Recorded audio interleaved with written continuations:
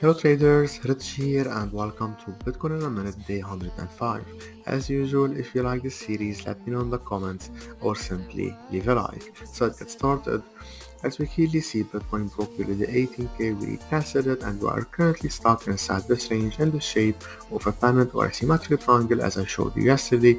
And as I mentioned yesterday, for the bears to take over, we need to see a break below the 15,600, which would be a break below these lows, which as you can see didn't happen. We wanted a momentum candle close below this area from H4 or preferably from daily. Anyway, didn't happen. However, as I mentioned also that for the boost to kick in and push the price higher, we need to see a break above this previous high.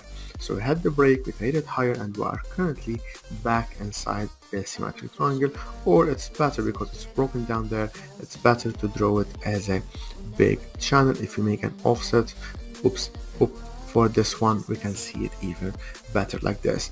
Now with the bulls took over from a short-term perspective, for them to remain in control and to take over from a medium-term perspective, we now need to see a break above this major high right here. So since we have green up there and down there, let's make it an orange.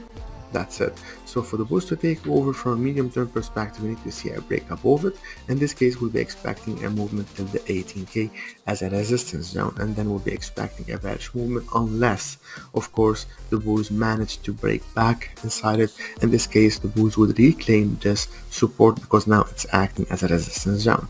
Meanwhile, because we've got FOMC tonight in a couple of hours, let's see how price would behave. Meanwhile, we are bullish from a short-term perspective. If we break, for example, below this area, in this case we'll be expecting the price to keep on trading lower. As I mentioned previously, expect Bitcoin to be stuck inside the range for a couple of days after this aggressive movement downward, but you know the rest of the story, right? If we break below the 15,600, we'll be expecting a further bearish movement, a continuation. Meanwhile, we are stuck here. To break above the upper area, we'll be expecting a movement till the 18k, and here, because we don't really have like price action yet, we know that we've got this minor low right here, but for now we are just in a correction, just like for example this one, right?